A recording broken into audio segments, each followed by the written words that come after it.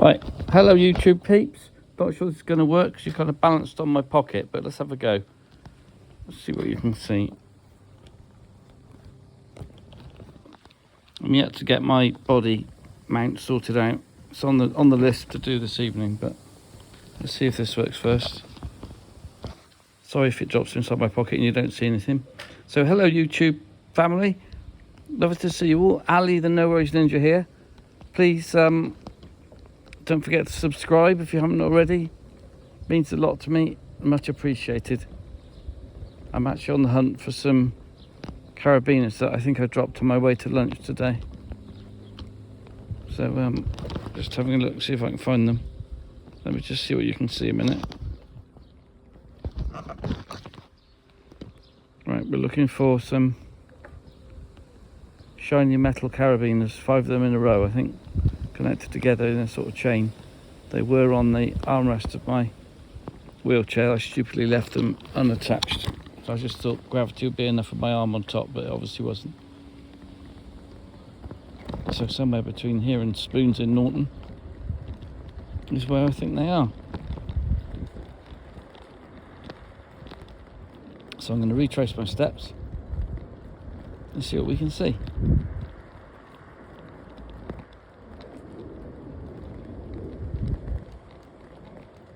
I should probably put my glasses on actually, shouldn't I? So if you all go squiffy a minute, that's my fault because I'm putting my glasses on. Alright, hold on.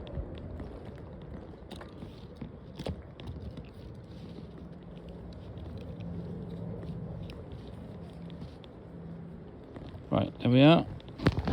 Glasses on. See how we get on.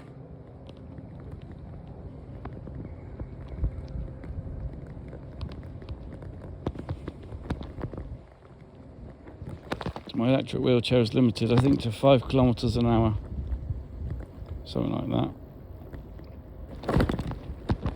I can't remember what that is in miles per hour, but somebody I'm sure can work it out and put it in the comments, can't they? If you'd be kind enough. I'm having a guessing it's about 4, because it's, what's it, a kilometre is 5/8 of a mile, isn't it? So I've got a feeling it's about 4 miles an hour. I'm sure we can calculate it up in due course, and don't think you put it in the comments, that'd be great.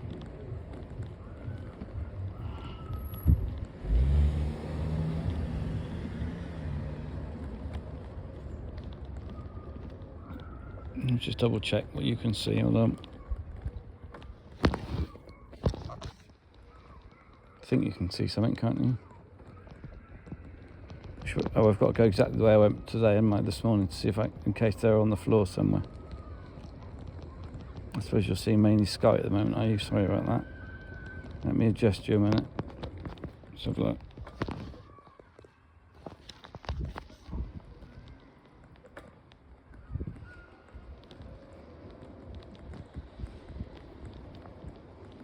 I imagine there'll be somewhere where I went over a bump. This is one of the bumps I go over on the way. Oh, can't see them there. It's always a little bit scary because when it goes up on the angle, never quite sure whether it's going to go over further or not. But anyway, we're all right, aren't we?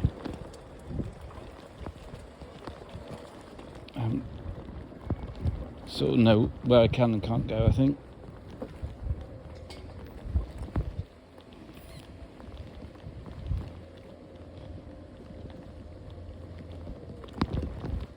One day I'll work out how to do a time lapse so it's not so boring, but anyway. Oh, I'll tell you what I could do. I could share some life coaching stuff with you, shouldn't I? So I had a word with my friend Karen Stokes the other day, and she was the lady that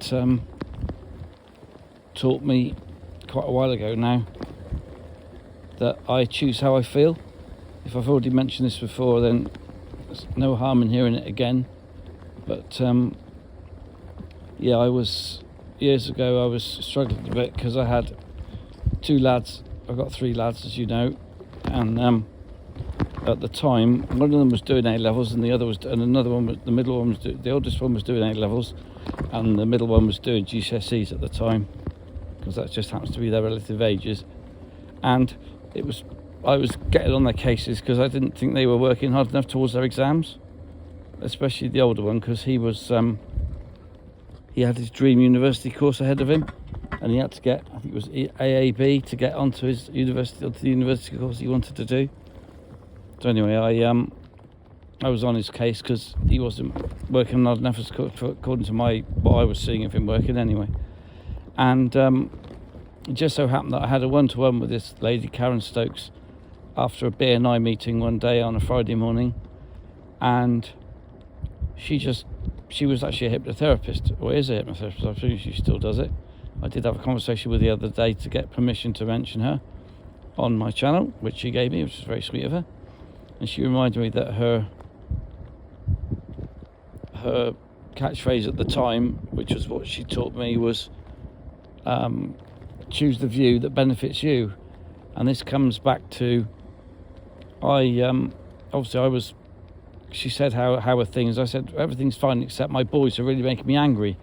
And she said, what do you mean they're making you angry? I said, well, like I said, I've got GCSEs and A-levels, and they're not working as hard as they need to, as far as I could see anyway, for them to achieve what they wanted to achieve next. And let's face it, qualifications just get you to the next step every time. And that's all they're for, is to get you to the next stage in life. Because once you get working, of course, one job then leads to the next, and so on, as I can attest.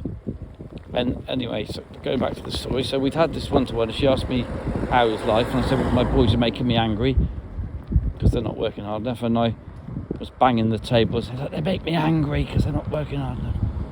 And she explained to me why it was making me react like that, and that was that she explained to me that we see in others that which we like and dislike about ourselves.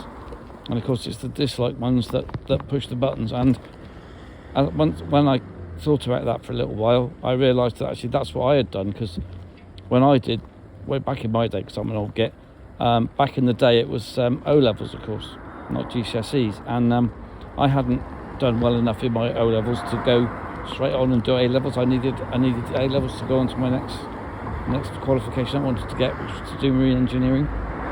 And so in order to do the A-levels, I had to work. Oh, hang on.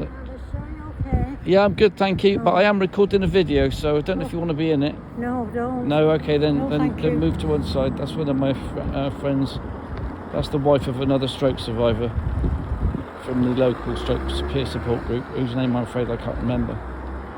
I want to say Liz, but I don't think it is. Anyway, all that aside. Oh, hang on, you're pointing at the sky again, aren't you? Hold on. Oh, what was I saying? Yeah. So I had to do English again. So I couldn't do English. I could do maths and physics, and I got B's in both of those. But I wasn't very good at languages, and I struggled with it with my English O-level. So I had to retake that in what was called then the lower sixth.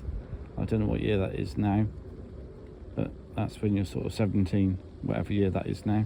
Anyway, I had to retake it so that I could carry on. Well, I passed it the second time around, thank goodness, and I did get to do my maths and physics A-levels, which I passed both of them actually, which was good.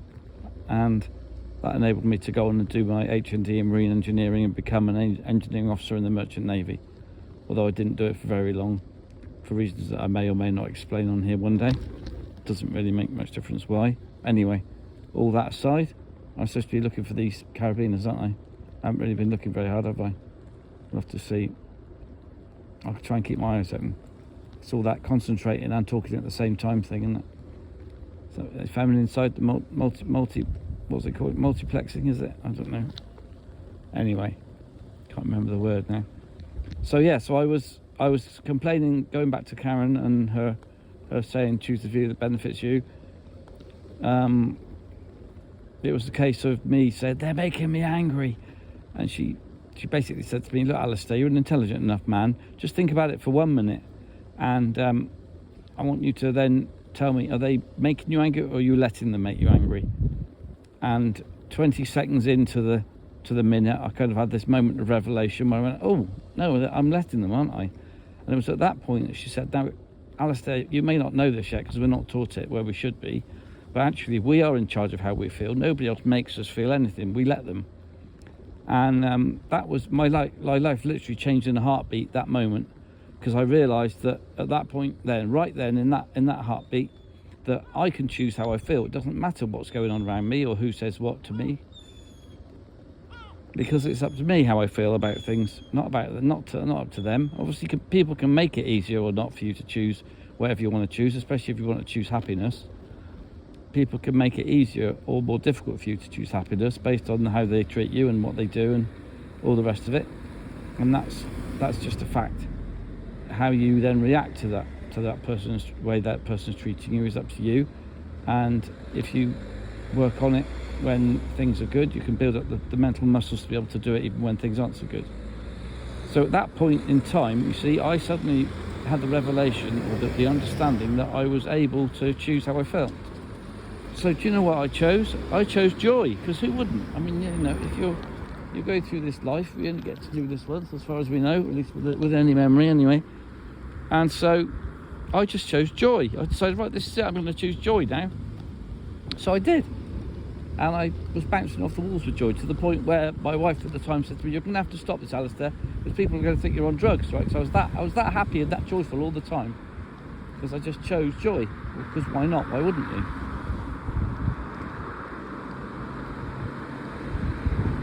That was going to lead me on to something else. Oh, I'm still not looking for these blinking things, am I?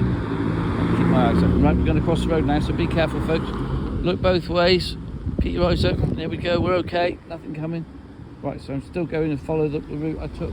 I haven't seen them yet. I guess I haven't particularly been looking that hard, but I haven't seen them yet. They weren't that expensive, so if push comes to shove, I'll just order some more. They weren't the proper climbing ones. These are just cheap little ones that I want. I actually want to use them to hang off the back of my electric wheelchair to hook on to a shopping trolley. Because at the moment I can hook onto a shopping trolley, but it's on the side of my wheelchair, and that makes it too wide to negotiate the aisles in the supermarkets. So people have to get out of the way all the time. So my idea is to create a way of hanging a sort of yoke off the back of my wheelchair, so that I can hook onto a shopping trolley, and I can go along in line rather than side by side with the shopping trolley behind me. And that means that when Tracy's going behind me, then she won't be so concerned about me knocking people over in the shop. Not that we do it very often, but when we do, that's one of the things that is more of a challenge, and it needs to be. I just change the way that I pull the trolley along. What was I talking about just now? Oh yeah, choosing the view that benefits you. Yeah, so I chose joy. And the other thing, yes, so the thing about, I mentioned it briefly, didn't I, that you see in others those things that you like and dislike about yourself. So I was potentially seeing them doing what I did, which wasn't work hard enough in what was then the 5th year, for me to be able to go on and do my A-levels, you see, and I was concerned that they were going to make the same mistake as I did. Now, of course, what we all know is that we can't learn by other people's mistakes. We think we can, or we think, as a parent, for example, we think we can help our children understand that they can learn by the mistakes we made. But do you know what? It doesn't really work like that. People have to learn it for themselves. You can't. I mean, people can take on board what you've said, but it doesn't appear to be a way of enabling them to actually learn the lesson that you learn, unless they make the same mistake themselves. Anyway, all that aside, the way to find out whether or not somebody is doing this to you and you're pushing your buttons and it's something you dislike about yourself is go and look in the mirror. When you feel somebody pushing your buttons, go and look in the mirror and say to yourself, okay, what is it that person that's pushing my buttons is doing that I don't like about myself? Do you know what? 9 times out of 10 you'll find exactly what it is. Of course, in this example, it's the fact that my boys were not as far as I could see anyway, not working hard enough to get to their next stage that they wanted to. Now, if we've got time, I don't know how much battery I've got left, but anyway, suffice it to say that, we're just crossing the road again, look out for what's coming. I did look then, by the way. You can't tell because my head's not in front of the camera, but I did look both ways then. Yeah, so the eldest needed AAB to get to his dream university course, and we're there on the morning that the results are being given out, and we're in the sixth form common room, I think it was, or something like that, in the sixth form block anyway, at the school that he went to, and we're waiting for the results to be posted, and it comes out AAC, you see, so we're all thinking, oh no, oh dear, he didn't quite make it.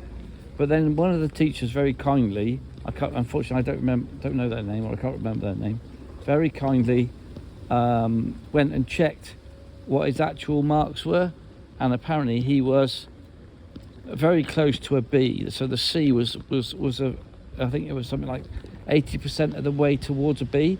In other words, it was a very good, very high C, so he only just missed the B.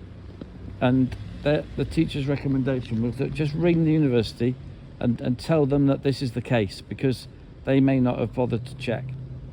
So, as I remember it, my eldest and I were both phoning the appropriate telephone number at Bath University, and we're trying. It's engaged all the time, of course, presumably because lots of kids are doing the same thing. And so I'm eventually, anyway, we were also told to have his UCAS number ready, so that he could then relay that to the university and get the message across. And we were there for what seemed like forever, trying to get this to happen. And there were teachers, and there was a lady reporter there. His mum was there, I was there, mum and dad were there.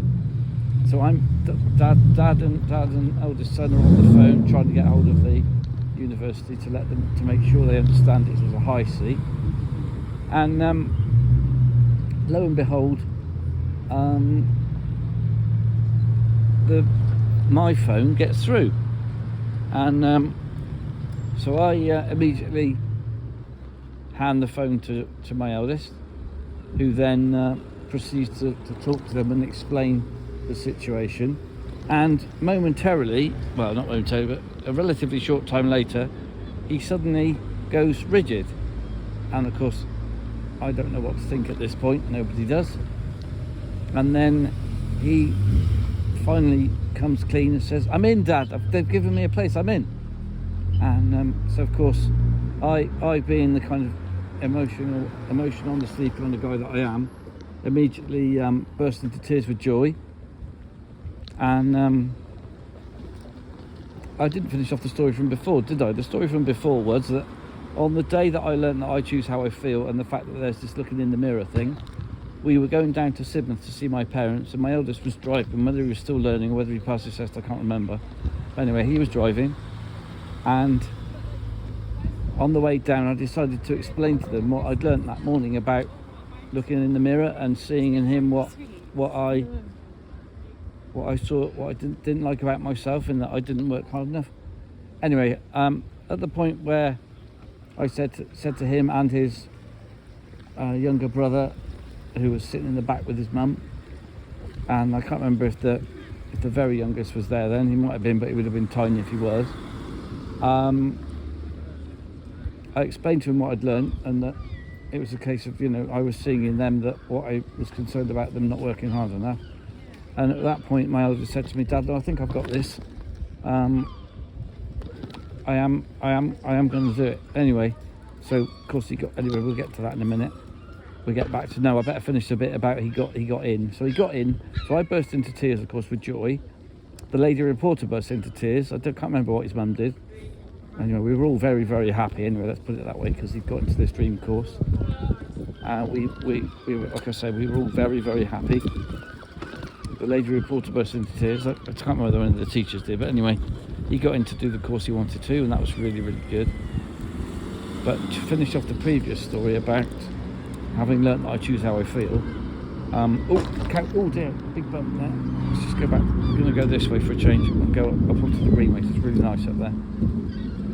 Yeah, so I explained to him that, like I said, I saw in them what I didn't like about myself, and I am looking over my shoulder, by the way, as I drive up this road. Yeah, and so I had said to them, so I said to both him and the middle son, look, I'm not going to mention revision again. You're old enough now to realise that this is down to you now, and so if you want to get to the next stage of your education, then you're going to need to get your exams, and it's down to you now. You know, you're all but adults, so it's down to you now, guys. I'm not going to mention it again because it's, you know, spoiling the family atmosphere, because we're, you know, shouting at them, trying to get them to work harder. And I don't know if they believe me, but I said to them, I'm not going to mention it again. But guys, I will say this to you once, and that is that if you want any help whatsoever with anything, ask me, and I will move heaven and earth to get you the help you need. If I can't do it personally, and I could have helped with most of the stuff they were doing, because I did maths to level 5 on my HND, which is higher than A level. Anyway, I said to them, look, even if I can't help you, I'll find a way of getting you the help you need. I'll move heaven and earth to get you that help. And that's how I left it. And you know what? The atmosphere in that, from what I remember anyway, the atmosphere in the house changed overnight. A bit like my life changed in a heartbeat when I realised that I choose how I feel. Because I didn't want at them anymore. And as I say, Joe did get in by the skin of his teeth. Sorry, I wasn't going to mention his name, was I? Anyway, my eldest son got in by the skin of his teeth. Oh look, there's some buddleia, look. Now let's just have a sniff. Do you know what, can you remember what buddleia smells like? Let me have a sniff of it, it's just absolutely delicious. Oh, that is so nice. It's a little bit sickly sweet, but I do love it. It's a bit like, I quite like the jasmine essential oils that I'm using in my flat at the moment with my nebulizers, whereas Tracy prefers the lavender because it's not quite as sweet. I like both.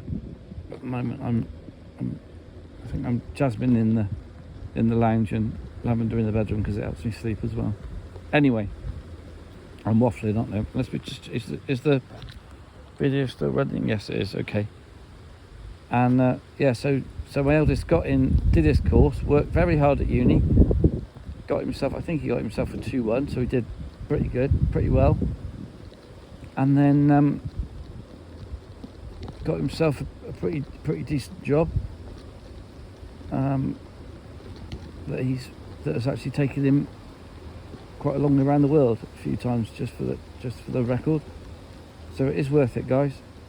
So if you want to go on to the next level of your education, and then apply yourself. And the one thing that I learned when I was doing my H&D was just mass out on the past papers. Get to the point where you're taking past papers and it just becomes second nature. And then when you go to take the exam, it's actually not so hard because you're just used to doing them. I suppose it's a bit like running a marathon. You have to train. And so we've just come out the pit path, by the way, here in Midsummer Norton. That was the pit path. And we're going to go up this bit of a high drop curb because it's just the way it is. But it's not too high. I can make it up. Be a bit of a bob probably, but this is the Greenway. Now the Greenways around Midsummer Norton are on the old railway lines. And Somerset and Dorset was one of them, I think. I guess the other one was GWR, but I'm not absolutely sure. It probably says somewhere if I can find a sign, but I can't at the moment. So this is what I call the Southern Greenway. So this is from the pit path down to Five Arches in Radstock. And if we just motor along here, I'll show you where the path cuts down into the town park, which my signature is on the purchase deeds for the town park because we bought it when I was on the town council.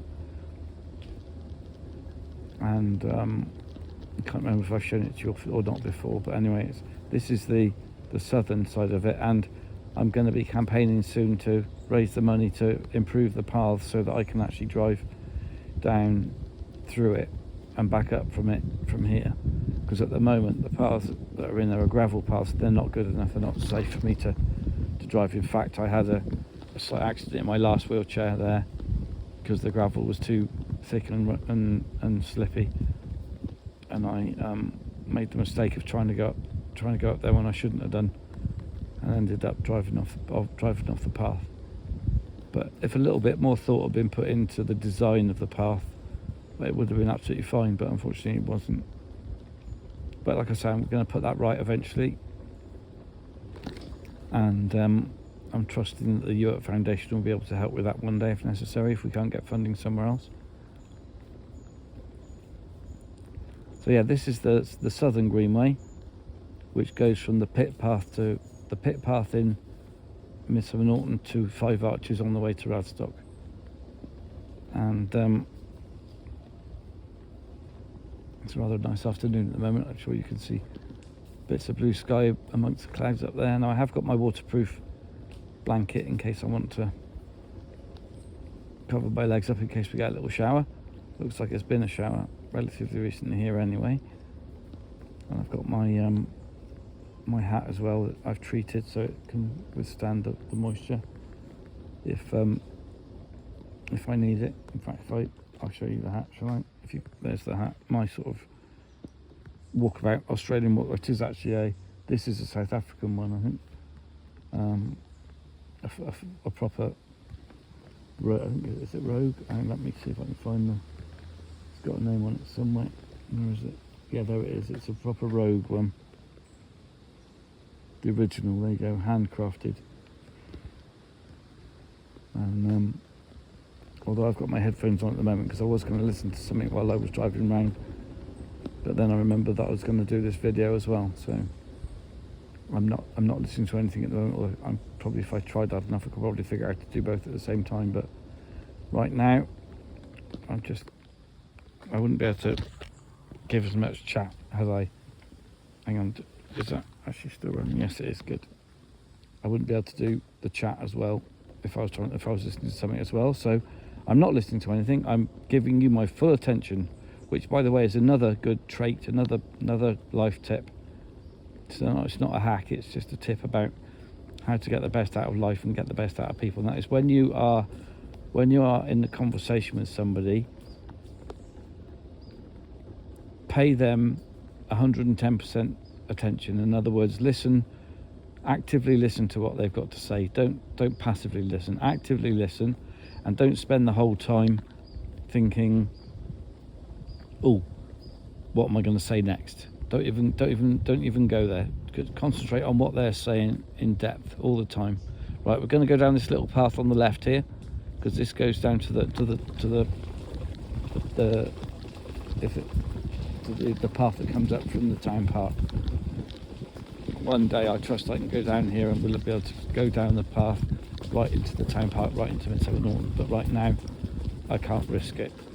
There is a path, as you can see. It goes down there, but it's just a bit rough on the ground here.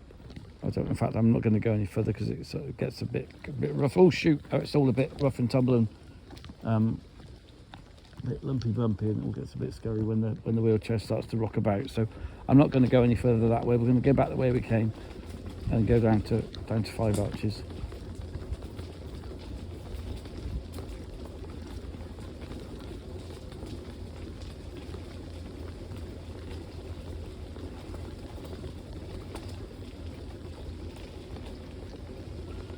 So back to the Greenway. So yes, this would have been the railway line once upon a time.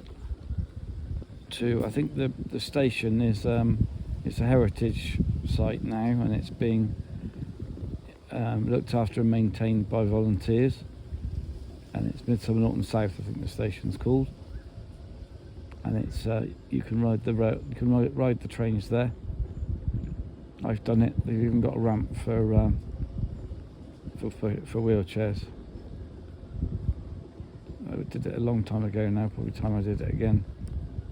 Yes, there's a ramp there and everything. You can go up the ramp onto the train, and they've got various different trains, I think.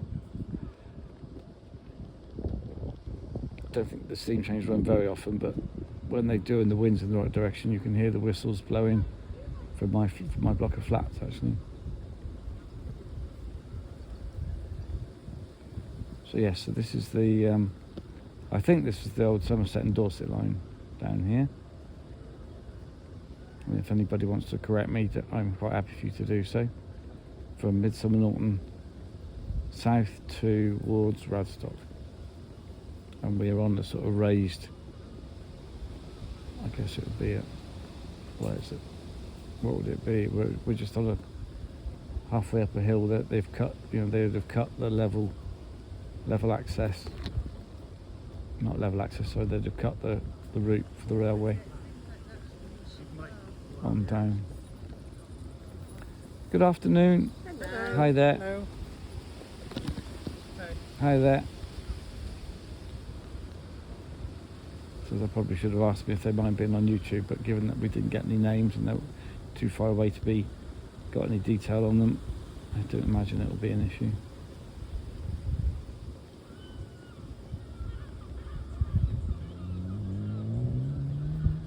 So yeah, so we're on our way now from Midsummer Norton South,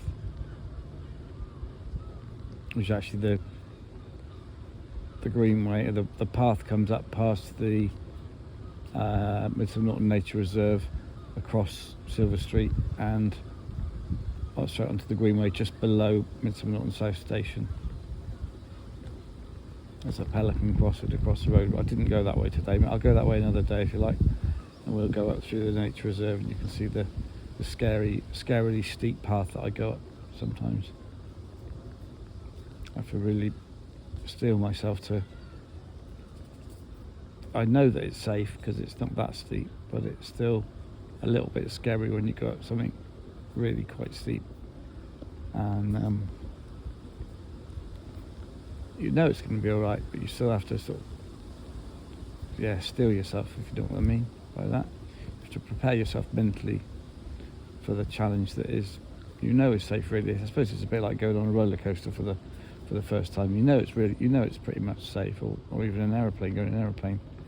You know, it's one of the safest things you can do, but it's still a bit scary for some people.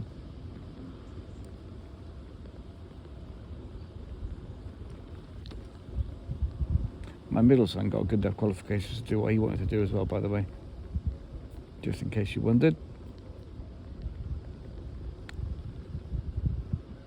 And, as I think you already know, my eldest has now made me a grandpa, so I'm Grandpa Ali. And maybe one day my granddaughter will come on a video and you can say hello to her. That'd be rather sweet, wouldn't it? She's a little sweetie. She's only about, I don't know, 8 or 10 weeks old now, I guess. Growing already though. They do that, don't they? These little babies, they grow so quickly sometimes.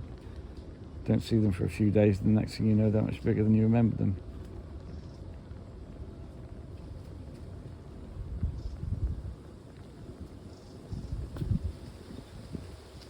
Anyway, you guys all right with me just whittering on here? I hope the wind's not making the sound too difficult, too bad. Thank you very much. Thanks a lot.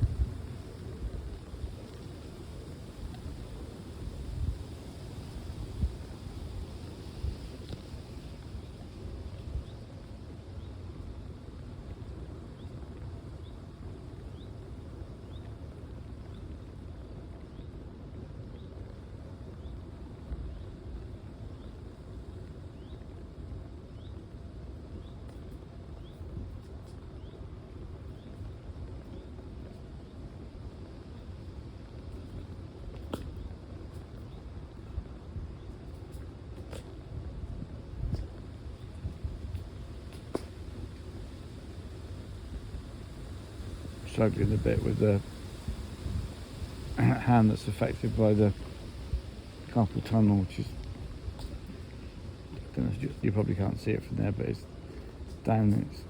My right hand is the one that is unaffected by the stroke, but is affected by carpal tunnel, and it's on the joystick down underneath my hat on my right here. And it's generally okay, but it's at the moment the first two fingers are quite numb and quite stiff, which is challenging, but we're okay. We're marching on. I'm waiting for a date from the consultant to see if we can get the operation booked in and get it done, because it'll make a huge difference to me if I can have that hand back with no constraints on how much I can use it or how I can use it.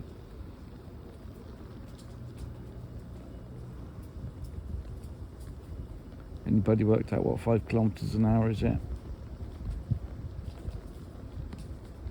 In miles an hour?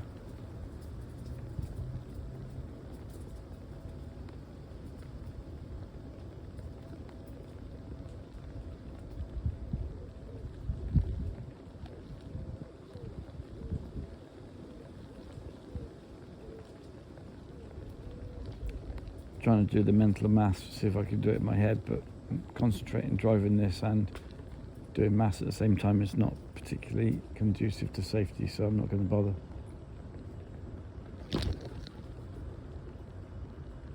I'm going to have to move my right hand though, so it's getting all locked in place. I use the little finger and the finger next to it instead of the thumb and the first two a minute. They're not as affected.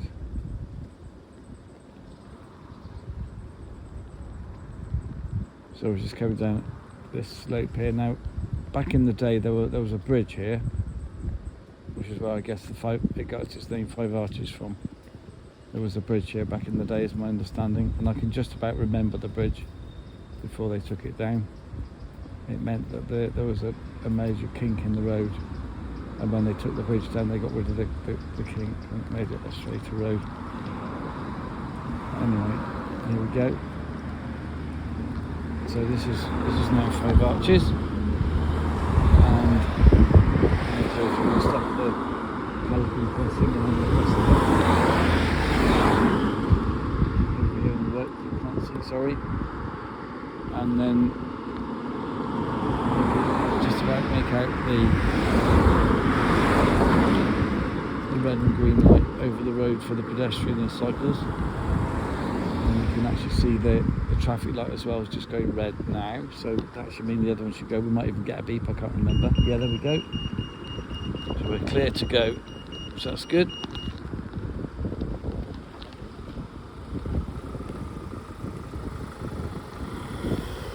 It just so happened that turn right here. Excuse me, buddy. Sorry. My youngest actually worked in this factory for a little while, so they moved into the other location.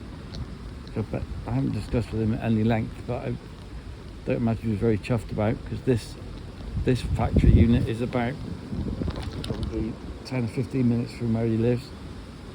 The other one's right up a really steep hill, a lot further away, but they've moved him up there now, so I guess if he wants a job, he ain't got much choice, has he?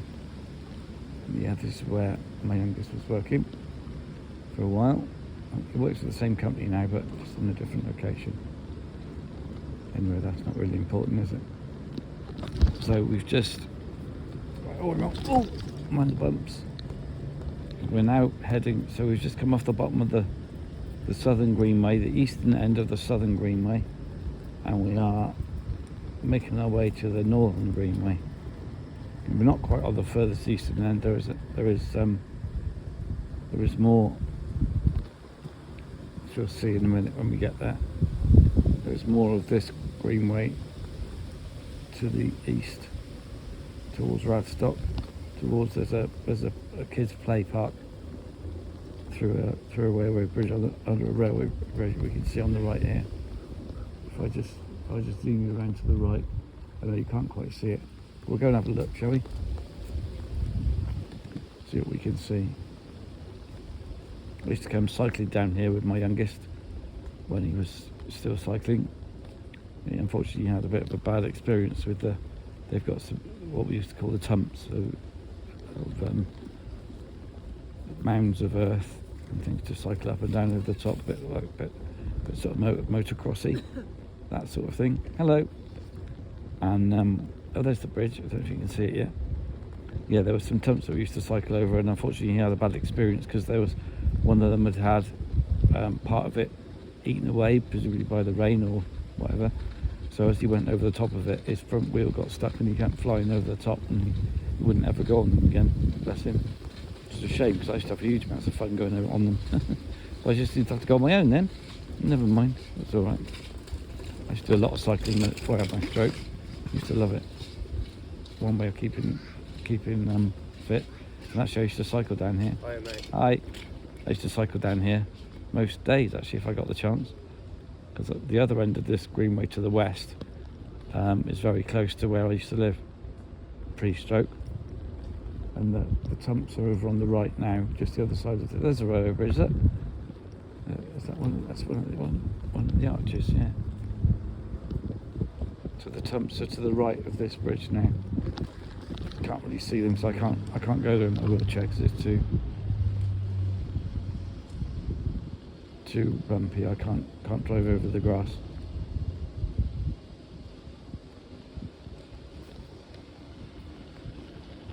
We can hear something behind me, but yeah, so I'm just going to spin around to the right here so you can see through this gap here. So the Tumps are through there. Oh, I see. I could hear somebody on a bicycle with stabilisers. The stabilisers I could hear. Right, I'm not going to go all the way to Radstock, am I? I don't know. Shall we? Okay, let's see how long we go. I'm going to need to move my hand again. Hold on. There we go. So there's a road, the main road on our right now, which I think is called Somervale Road, which is the road from Radstock to Midsummer Norton. Hi there. Hiya.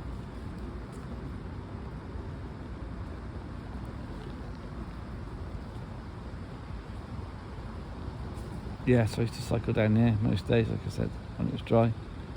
I was a fair weather cyclist. Hi.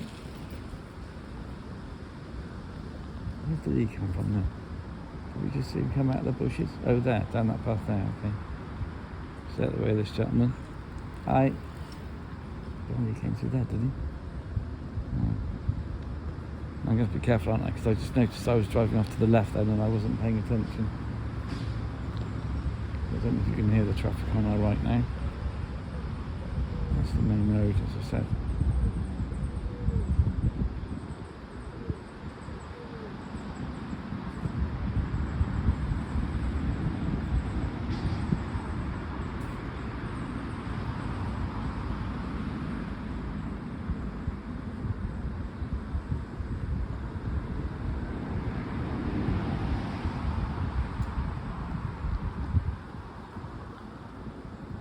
Hi there. Have a call of nature. I've got my headphones on, so I couldn't actually hear what you said then. Something about Call of Nature, was it? Is that what you just finished? I don't know. Anyway, moving on. We'll just quickly, well, can't quickly at 5 kilometres an hour, can we?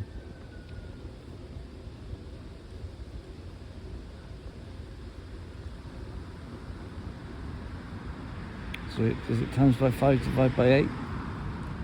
Well, we can do that, can we? If it is, then is it because a mile is 5/8 of a kilometre is 5/8 of a mile, isn't it? So if it is, then 5 5s are 25.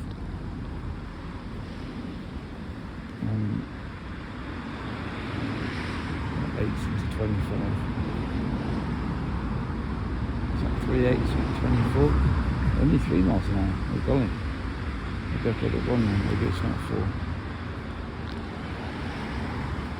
Anyway, it doesn't really matter. Maybe it's 8/5 then. We've got to do it the other way up. Sorry, I can't remember. Oh, nasty crack in the ground there. Oh, another lump and bump. Oh dear. Oh, more lumps and bumps. Oh golly, that's the tree roots. I might have to. When it gets really bad, I report it on something, and that will fix my street. Hiya. Hello. Yeah, when the roots get really bad, I report it on an app called Fix My Street, and quite a lot of the time it gets repaired by the local council, because it's a good way of alerting them to issues. I certainly have several things repaired, and we'll see if the day when we go up through the nature reserve they resurface the path, because it was looking really, not looking, it was really bumpy, and it made going up that steep bit even more horrible than it actually is. to really surfaced it after I reported that it was really bad.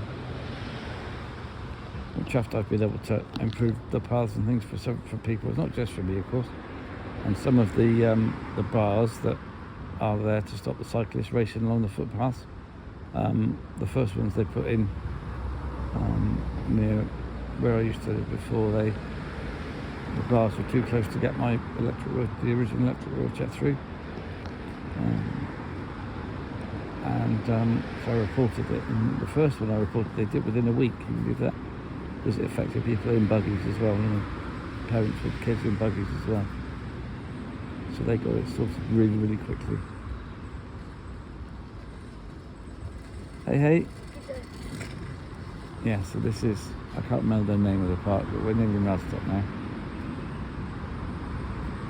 It's, I think it's a sort of memorial park. Tom something, I think it is. Let's see if we can find a sign, shall we? While we're here.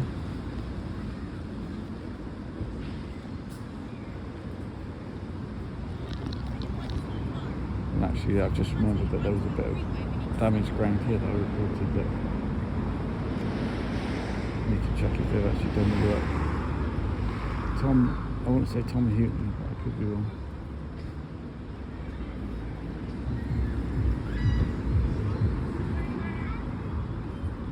What's the name of it? Must be here somewhere.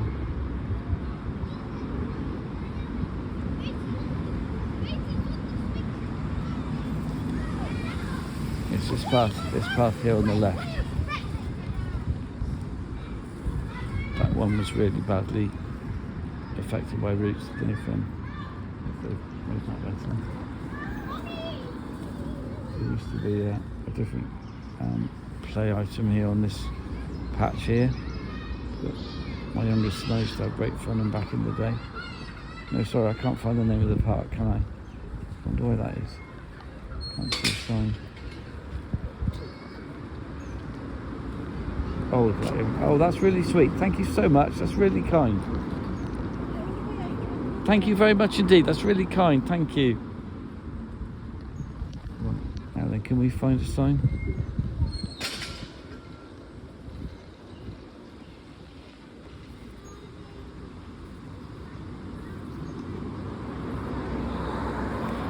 No, I can't really risk going out on the road. I think there's a sign out there, but.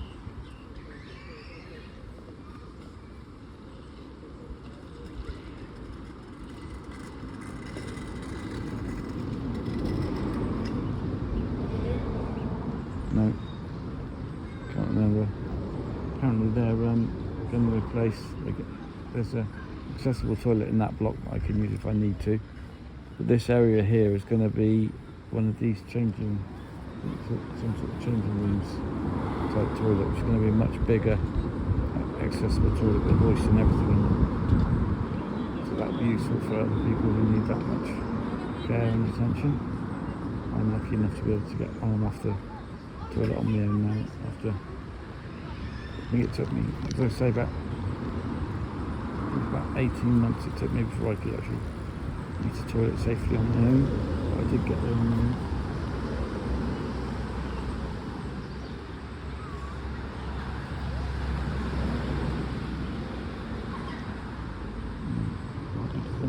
If we got this steep hill here, this is reasonably steep hill but not very steep. We should, at the top here, I think there's a sort of in memory of this used to be coal mining country around here. So they've got these wagons, like this wagon here. Can you see that? A coal mining, sort of a coal truck. Oh, okay. Oh, yeah. Yeah, coal truck type thing. Let me make sure you can see it. Coal truck. I don't know what the significance is of the design on it, but there we are. Right, I'm going to crack on now because you guys must be getting severely bored, mustn't you? Sorry about that. Oh, I'll tell you what else we could go see that would reinforce that the notion of it being a coal mining area. In the middle of Radstock, there's there's there's routes here that I haven't reported yet. Oh god. There is there's a, what do you call it? The collieries used to have the winches that used to put the men in the cages up and down. And there's an old wheel. Hiya. There's an old wheel in Radstock here. We'll go and look at. So you can see it.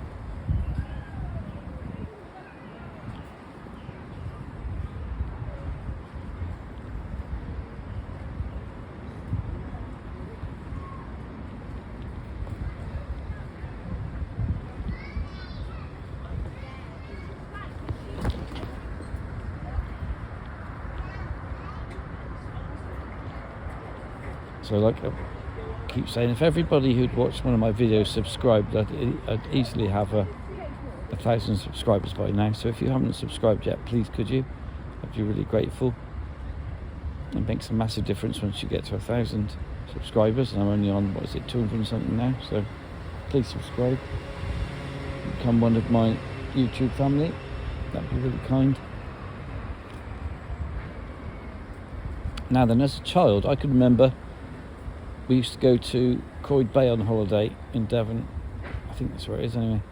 Because my Grandpa Slade, George Ewart, who is one of the Ewarts that the Ewart Foundation is named after, will be named after when the time comes.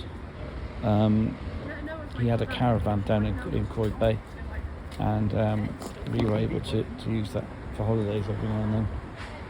And so we used to drive down this way, and I can remember when the railway lines were still across the road, and the what do you call them, gates, the railway crossing gates were across the road.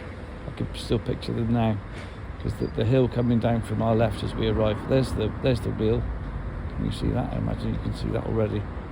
So that's one of the wheels from one of the pits that was around here, I think, or at least a pretend one, if not, in honour of one. This is the hill that we used to drive down from Bath back in the day when so this is Radstock. It's like the proof of the pudding, this Radstock Museum, North Somerset Coalfield Heritage Museum. There's some signs there saying what's where. Got an idea of what's going on and where we are. And should we cross the road? Yeah, come on, let's cross the road. Let's go. Just push the back a minute. Oh, ready? Here we go. Oh, look at that. Even the light even came on. That's handy. We'll see if we get the green light to go over now. Oh yeah, we got the green light, so we're going. Here we go.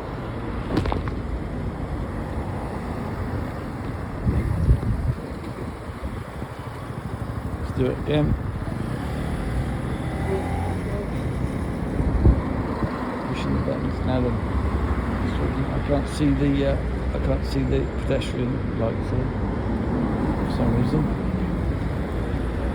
Keep my eye on the road lights.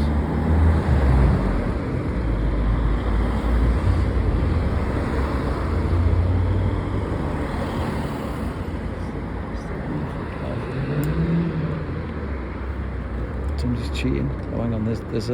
Oh, there we go. I've just noticed that the car lights. Silly, isn't it? Oh, bumpy. Right, there's the wheel. I'm gonna go around here a minute. We won't bore you for too long. We won't stay here for long. It's just to come and have a little closer look at the wheel, really.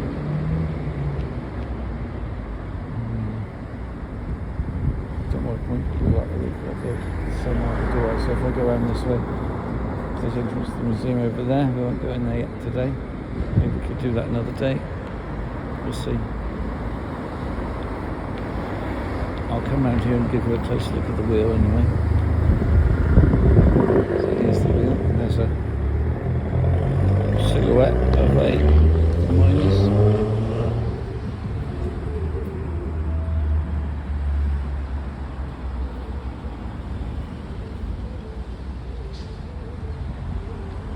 Fantastic. Right, I suggest we jog on. Right, we're going to go back the way we came.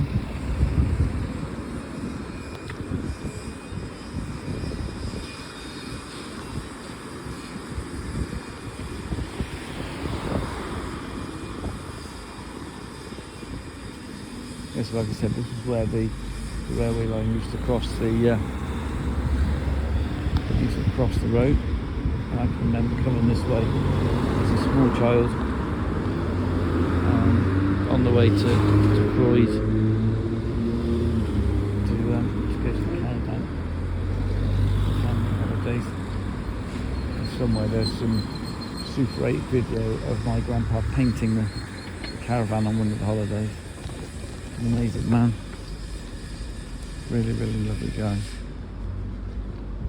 George Ewart, who will be one of the reasons for the Ewart Foundation.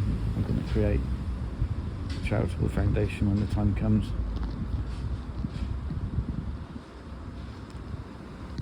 Because I can't remember how much I've shared with you guys, but I'm in the process of having a website created for giving feedback on the Banishing Worry process that I've created, so that we can share it around and get some donations in and raise a bit of money, and then fund a way of getting that process in front of as many people as possible so that they can have longer, happier lives. Because as we know, the only thing that worrying will do is put you in an early grave and make you unhappy on the way. So if I can help a lot of people live worry-free, longer, happier lives, that'll be a purpose well fulfilled. Because remember, my purpose is to create a happy, peaceful, joyous, abundant life for all those people whose life I touch, and that includes you guys. So eventually I will be sharing a way that you can join in with the Banishing Worry stuff, and get your share. Okay, and that'll be a bit further down the line. The first website should be ready hopefully by the end of, hopefully the plan is to have it. Those tree roots don't have to make it a bit of a wobbly journey. Yeah, I'm trusting the first website will be ready by the end of August, and then leave that running and getting people to that site for several weeks. I think the aim is to get a couple of thousand responders, so that they can I can get feedback from a couple of thousand people, and then you can use that to improve the process if there is any room for improvement. I know it works because I live it, but I'm happy to hear people's comments. You know, I'm not proud. If it can be improved, it can be improved. I don't know if it can, but we'll see. And as I've said, that there will be a prize for the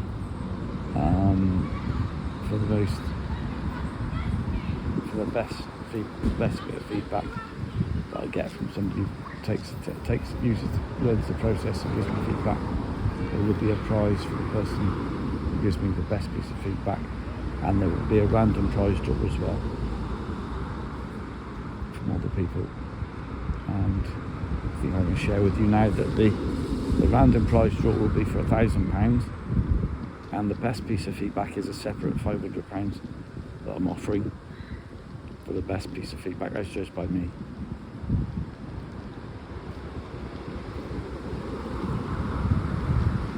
And that's a little bit further down the line. That'll be at the end of August. That's when that'll start.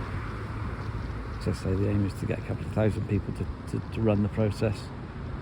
And what I'm also going to make known to them is that I don't mind them sharing that process with their loved ones, assuming they do it for love and don't charge for it.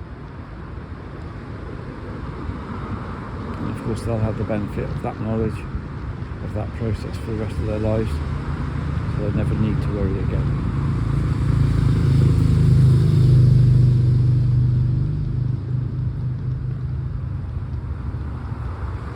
So we're now on the Northern Greenway, travelling from Radstock towards Midsummer Norton, and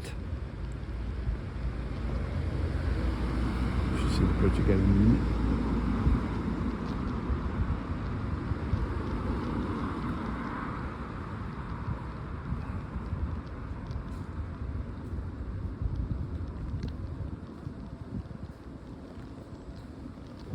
Hey, hello again. Hi. Hi. Is that B? Yes. It is B. Hi B, how you doing love? I just remembered it was you, sorry. That's the daughter of a friend of mine, Amy.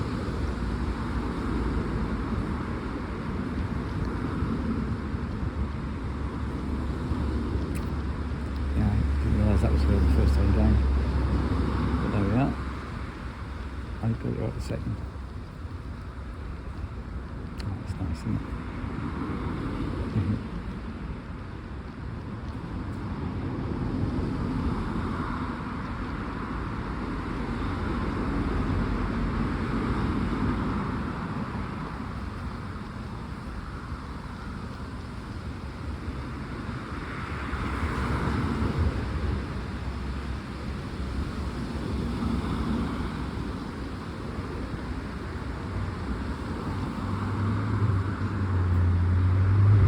B is just seeing B there was just reminding me one time when my friend Ojan wasn't able to take me cycling. Amy, her mum, took me and the rest and some of her other kids to the cycle track in Bath on a day when I wouldn't have otherwise been able to go. And that has just reminded me I should be doing that again now. I should be cycling again now. So I'm going to get hold of Ojan later on and let him know that I'm ready to start cycling again. I've used the excuse of having a bad neck from my wheelchair accident I had in February for not going, and I realised that I've reduced now the pain meds to the point where it still hurts, but it's bearable. So I think what I'm going to do now is have a go, see what it's like.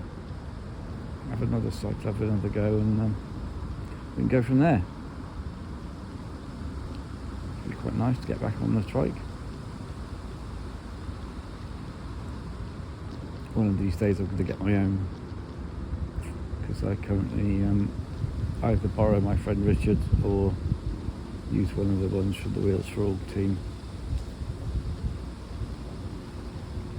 Richard is by far the best, but I can't use it all the time because it's not mine, and he uses it as well. So someday soon I'm going to get my own, I think, and then that will free up the Wheels for All one as well for other people, and it'll be fine, be good.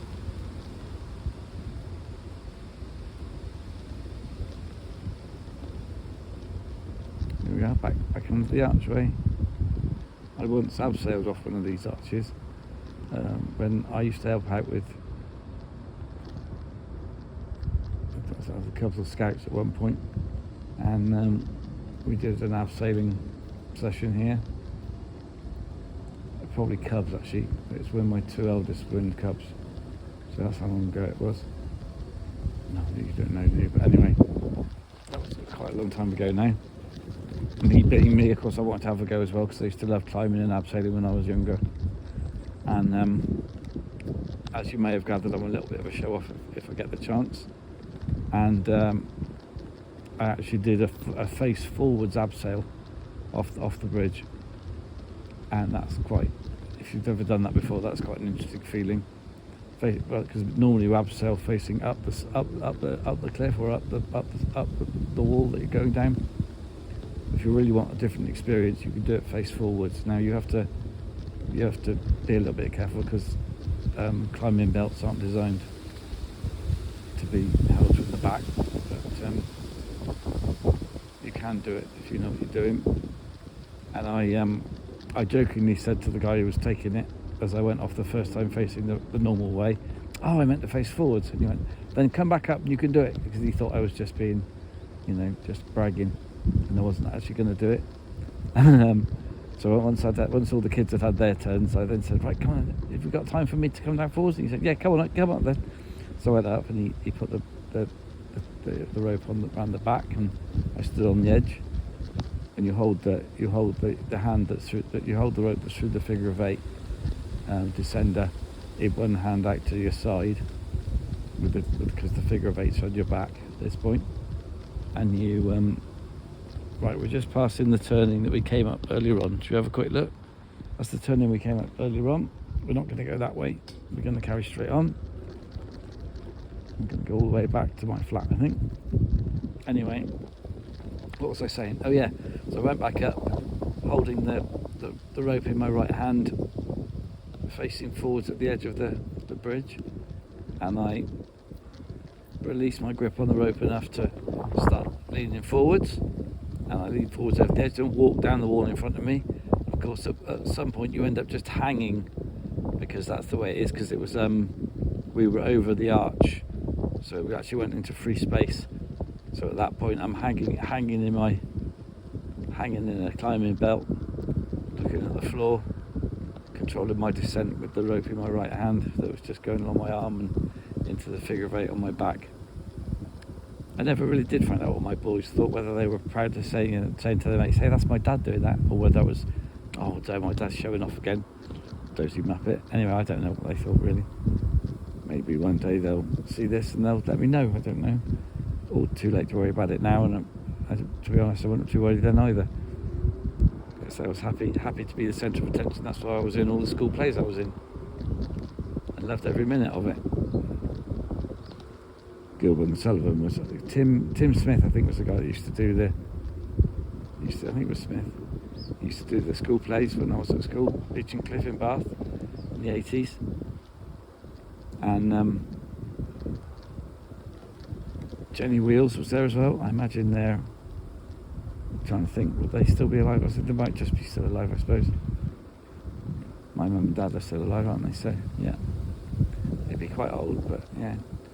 John Young as well. He was another one of the store, not at the plays. He used to take us climbing and that sort of thing. He took us to the Massif des Écrins in France one year. Alfoy, I think, was one of the places we stayed. That was quite an adventure. Neil Rayek was another teacher. He didn't like me. We didn't get on very well, Neil Rayek and me. He taught geography, and although he stopped me taking O-level geography because he didn't think I passed, so I got a CSE grade 1, and back in the day CSE grade 1 was classed as an O-level pass, so I kind of, in a way, I showed him. But anyway, it didn't matter. Yeah, he and I didn't see eye to eye, I'm afraid. I think, in my experience, some teachers enthuse you and make learning interesting and fun, and others just bore you, you know. And that's just the way it is, isn't it? I suppose. Trying to think of some other teachers that we had back in the day. I saw one of them actually. I was serving behind the bar in the town hall for a folk night. Pete Glanville, that's right, Peter Glanville. And he happened to come to this folk night at Midsummer Norton, and I served him behind the bar, and I went, golly, are you Pete Glanville? And he said, yeah. He said, yeah, you're Alistair Slade, aren't you? Blimey, how on earth did you remember that? But he did, yeah. Probably because I was notorious, I don't know. I certainly am now, anyway. Yeah. Coming back to being Ali now. Much friendlier, I think, anyway. That's a minor detail. Hey, good afternoon.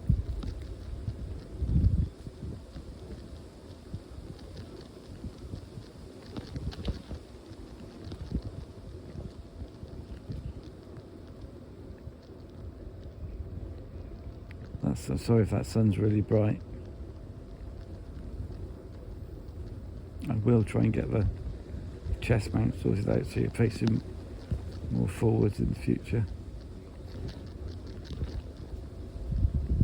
Thank you.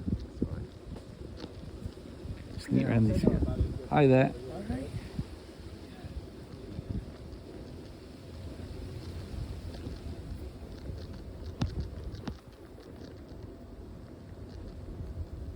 Yeah, so apologies if you're getting blinded by the sun every time I come out into the open. So we'll do this on another day with a different mount, and it'll be better.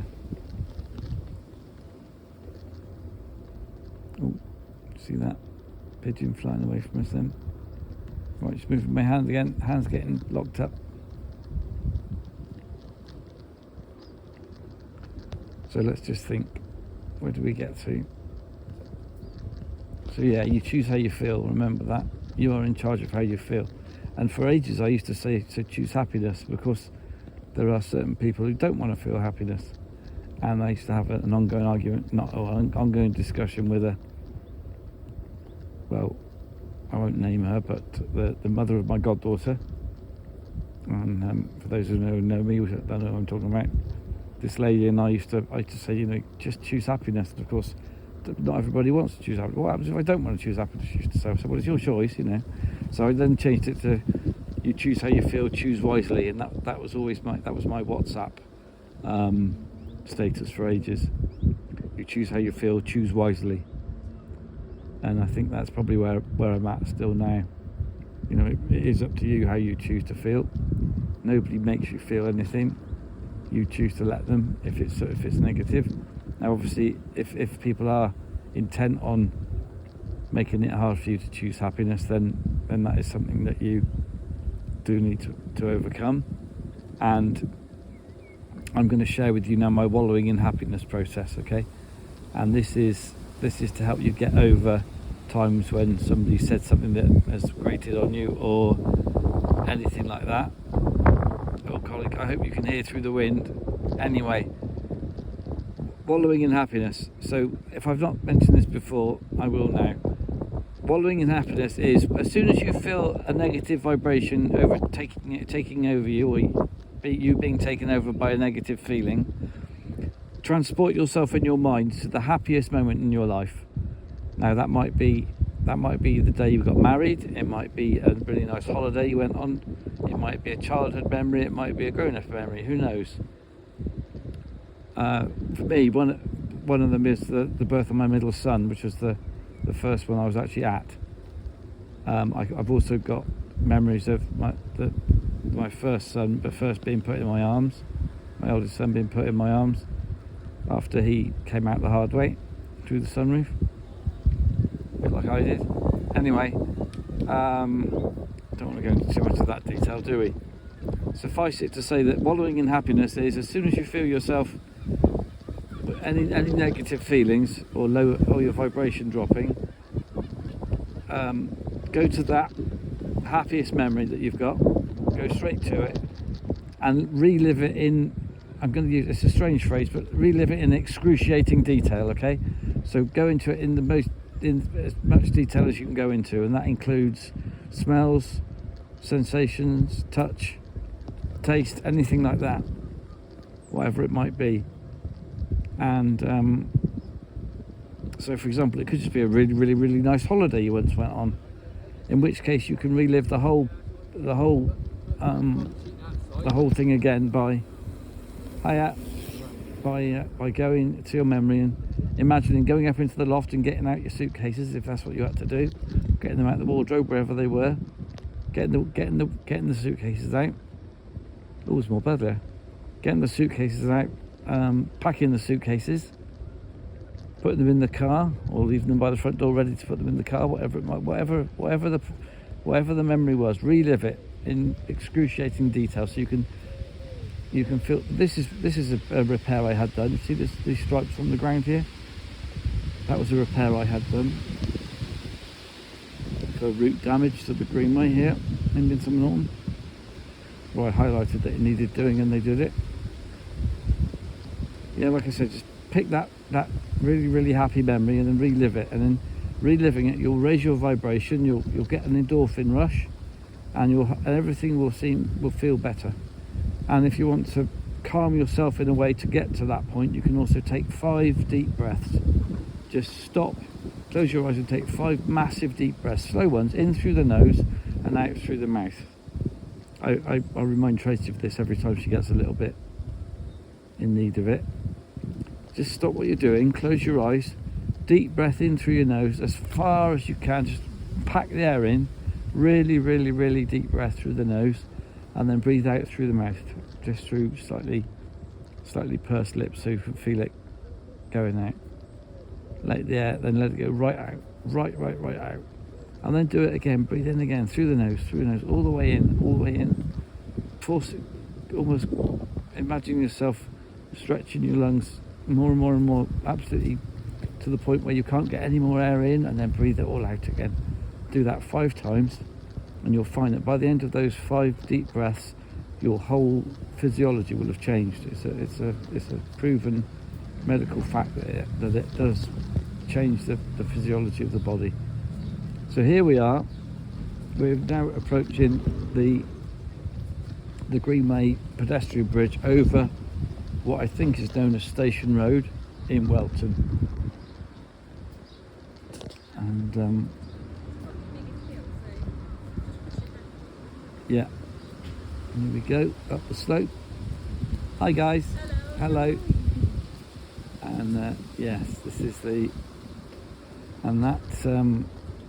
that industrial site straight ahead of us, just to the left of centre. It is Welton Vivian Barron, I think it's called, something like that. And Welton Bag it used to be called, and it's waiting to be redeveloped into houses and something else. They've got planning permission at the moment. So that down there, if I just spin round, that is Station Road down there, I'm pretty sure.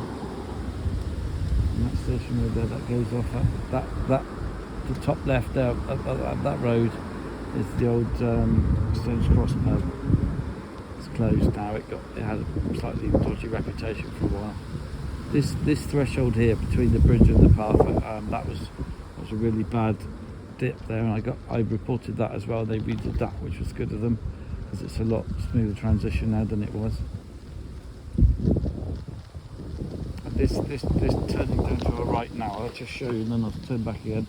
Back in the winter last year, I went in my other wheelchair, I went down there, and there was still frozen leaves at the bottom. I didn't realise, and my wheelchair of the time sort of drifted down towards the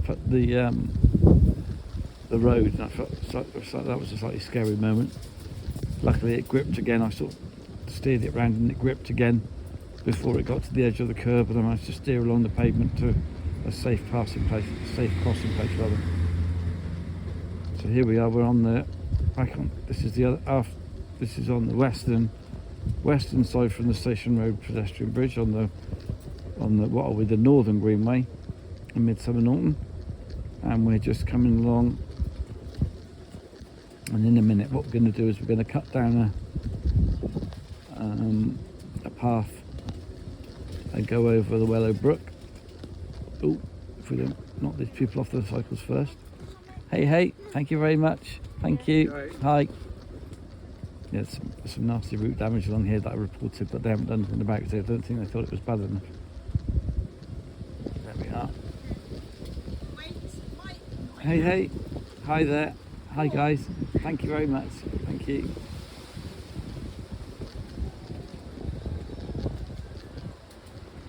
There we go. So we're going along here now. Now on the right, some old friends of ours, mine, Gary and Anne, used to live along here. I don't know where they live now.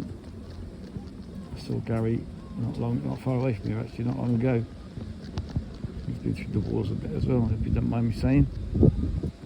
This is where the stingers override the. In the UK, if you're abroad, we have things called stinging nettles. I don't think they are all over the world, but they certainly are in the UK, and they're these. They've got. Funny enough, they've got stingers on them, and if you let them touch your skin, you get a little injection of poison, and it makes it hurt and sting. Funny enough, that's what they call stinging nettles, I suppose. Nettles, anyway. But you can make soup out of them. Right, here's one of these bumpy bits. Ready? We're going to slow right down because it's a little bit of a big bump. Here we go. Oh! And it's a bit near an edge, which is always a bit scary. Yeah, so what I'm going to do now is I'm going to go down this path on the. I can't remember what's this road. I can't remember what the road's called on the right now. Oh, it could be Sunnymead, is it? Something like that. Anyway. Oh, unless it's not. It's to do with the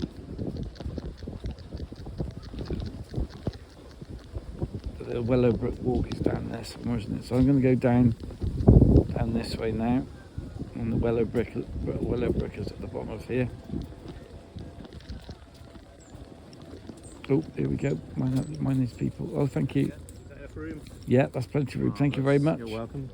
It's going to get dark under here, so I might have to take my sunglasses off. I don't want to drive off the path and into the Wellow Brook, do I? Let me see how we get on. Right, so this is a bridge. They adjusted the path up to this because there's the Wellow Brook. Can you see that down there? I'm going to keep going straight because I don't want to risk doing anything silly here. So we're going up here. Oh, there we go. Down the other side. Oh, golly. And then up the hill. I did spin my wheels in the earth here once, so I'm going to stay off the earth if I can. And going on the bottom of here now. In a minute we'll be going along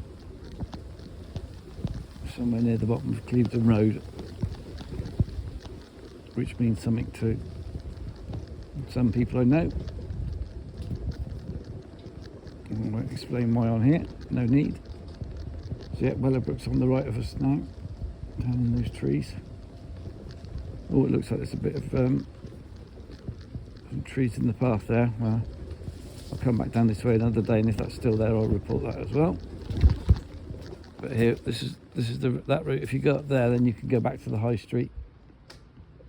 I'm just trying to think, do I need to go that way today? No, I probably don't, do I? So we'll go on this way. That path we just looked up just now is the path to Welton Rovers. Goes up past Welton Rovers Football Club, the local football team. Wellow Brook's down off to our right now. I don't know if you can see. Let's just stop and have a look, shall we? Let's have a look. There's the Wellow Brook down there. Water gliding quietly by.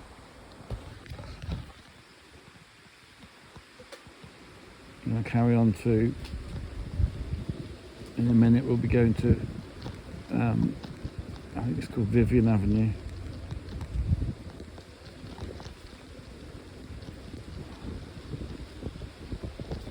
Oh, if I've done that. In a minute we'll see another bit of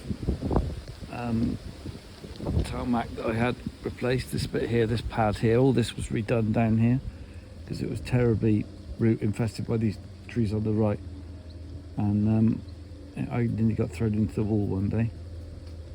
So they redid that, they re-tarmacked that to protect it, or to protect those of us who have to go along it. So now we're on, yeah, there we are. I got it all right, Vivian Avenue, there we are.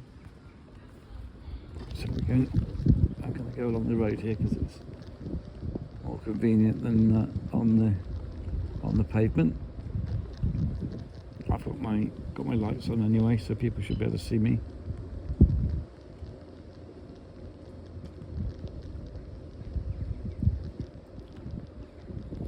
Hi there. And yeah, the houses on the right here overlook that Wellow Brook and that area. There's a Wellow Brook walk that goes. We didn't quite get that far today. We'll go along it one day.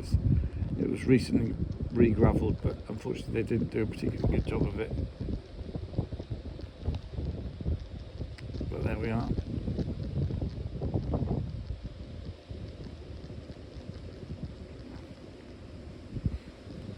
Sometimes we have to bear these disappointments, don't we, when somebody specifies a job and they don't quite specify it accurately enough, and then the work gets done and it's not done to the best outcome.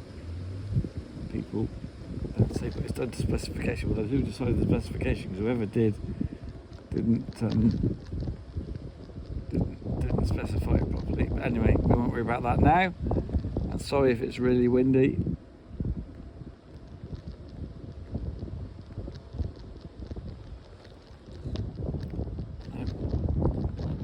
Andy Green lives along here somewhere. Somewhere on the right. I can't remember which place now. 22, that's two little ducks in the land, is that right? 22, two little ducks. I got to call the bingo a little while ago in the flats where I live, and I was a bit naughty. I let on to a friend of mine that I was going to be naughty when it came to the number 69, and they didn't believe that I would say the naughty version. Now then, can I say it on here? Yeah, nobody's going to know what it means, are they? So, a meal for two with a hairy view. Anyway, there you go. I said that there. I got a wry smile off one. These are generally older people living in the flats where I live because it's extra care. It's not an old people's home, but it's extra care, as I think you know. But the average age is, well, older than me anyway. I brought the average down when I turned up. So yeah, so there were these relatively older ladies in the bingo hall, the dining room where we were doing the bingo that day. I did notice one of them gave a rather wry smile. I will actually say that before we started, I asked permission. I said, if I'm a little bit naughty when I do this, is that all right? And nobody said no. So I took that as a green light to be a bit naughty. So I was, because I am. As long as it doesn't hurt anybody, especially if you've asked permission, I don't see the problem. So there we go. Yeah. Of course, we had 88, but you've got, I think, a friend of mine's, my cousin, was it you? Who said you can't say two fat ladies anymore. You have to say two fat, non-gender specific human beings or something. So I said that, and that got some laughs. And it's funny how the laugh takes a little while sometimes to work its way around the room as different people get the joke at different speeds. So that was quite funny. Yeah, two fat, non-gender specific human beings. But there we are. Happy days. Right. So now that was I don't know what this road's called now, but anyway, we're going on the little cut between whatever this road's called and Hayes Road, I think it is. Oh, it's a bit steep going up there, a bit scary. Yeah, this is just a little footpath cut in between the two. Gets to Hayes Road and then to Underhill Lane. Where I used to live back in the day.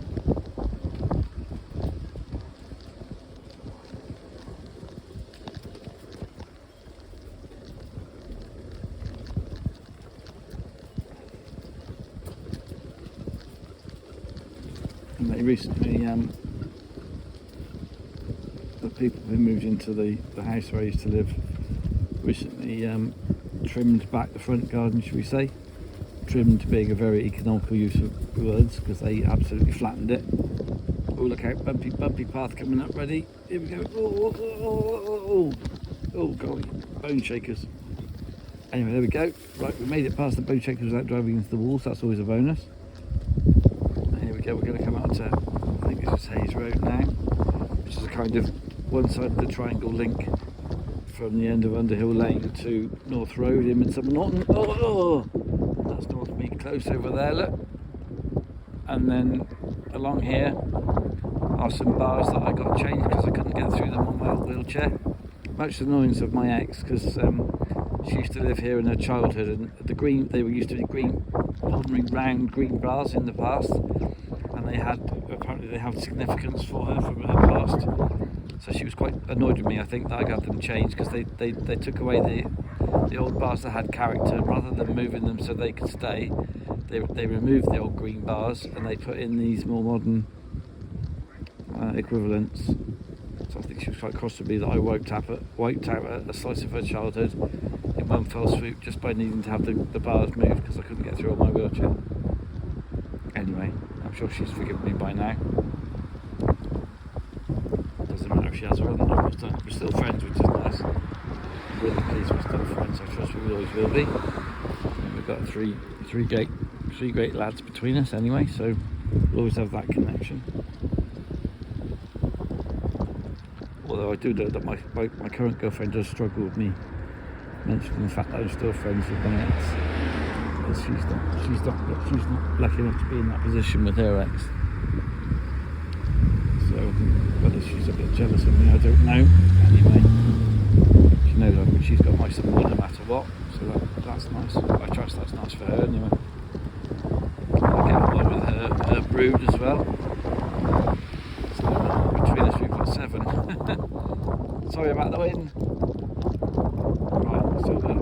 that's the house where I used to live. Over on the right now, the little bungalow.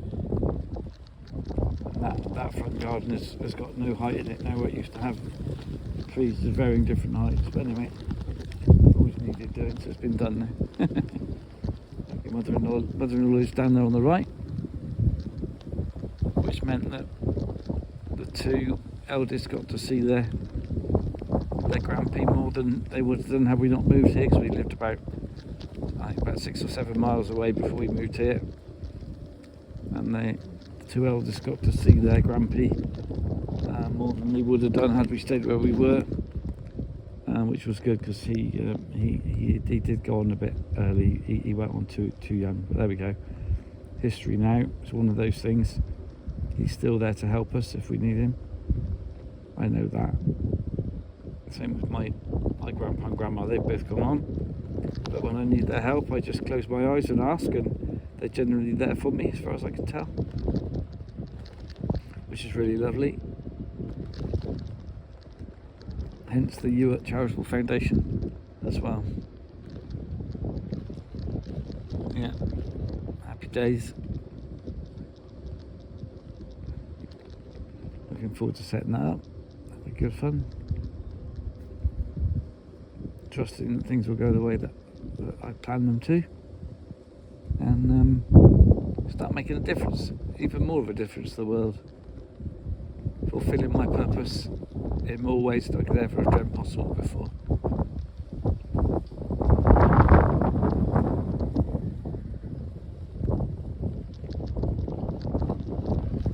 I'll drive over here so you can't see that number plate, because that's probably not appropriate. Anyway, maybe it's too small to see anyway. There we go. Right. Oh, not that it helps anybody these days. I suppose you could check if they got an MOT, but that's about all. So I think we just driven to what's called Thicket Mead, and we're heading towards Orchard Vale. And if I put Google Maps on in my ears at the same time as doing this, I could have been giving you what it tells me where to go and that kind of thing. But anyway, I think we've done alright, haven't we? I just hope you can hear something above the noise of the wind.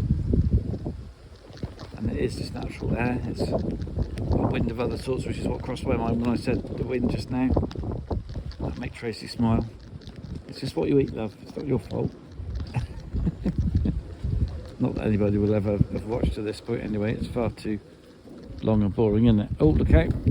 Oh, yeah. Oh, yappy dogs. I have to start carrying cards, aren't I? To hand out for people who are going to be on my YouTube channel. Anyway, yeah, so please subscribe if you haven't already. I'd love to hear your comments. If you've got any questions or comments, please make them.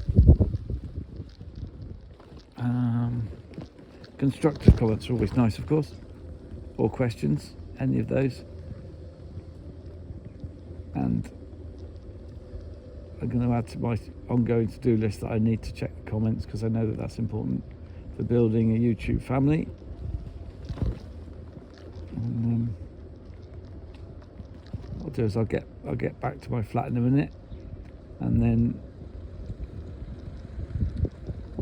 upload this video. It's going to take a while, but I recently upgraded my broadband, so assuming I don't need to keep resetting it like I have been needing to do recently, then I'll get it uploaded and you can all have the chance to watch it. So yes, please subscribe,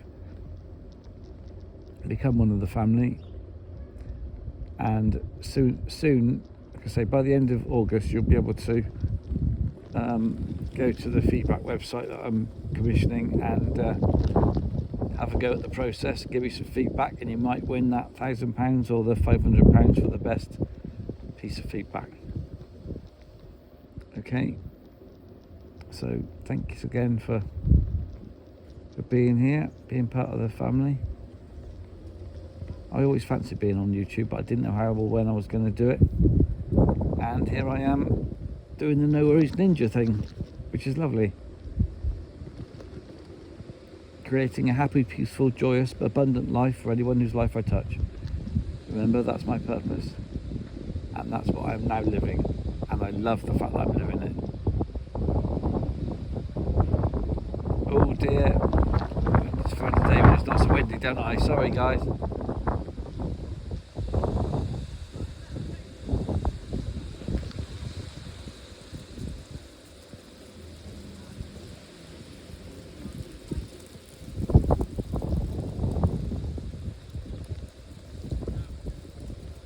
Maybe there's a setting on your computer or whatever you're watching this on which can help you with that wind noise, I don't know. Anyway, we are where we are. Like I said, we'll find some quieter days further down the road, and I'll get the better mount as well. Right, for now then, because we were just arriving, here we are. Just got to use my mental powers to open the door a minute. I must admit, I was naughty the other week and I did pretend to somebody that I could open the door by using my powers of telekinesis. Like that, there we go, open sesame, there we go. Haha. Right, so here we go, we're entering the facility, which makes it sound like, that's why I call us inmates. Oh, there's nobody in the office today, so that's good. There's the lights on there. They can go off now, so we're back. This is the dining room in here. And outside is a fish pond out there. But it looks like everything's shut up, so I'm not going to go out there in a hurry. There is a fish pond out there. Right, I'm going to try and negotiate these gaps a minute. Right, I'm going back to my flat now because my bum's hurting.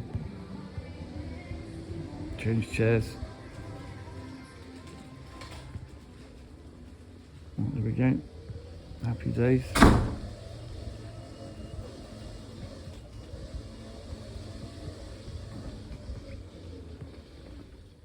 Right, I think I'm going to turn you off now.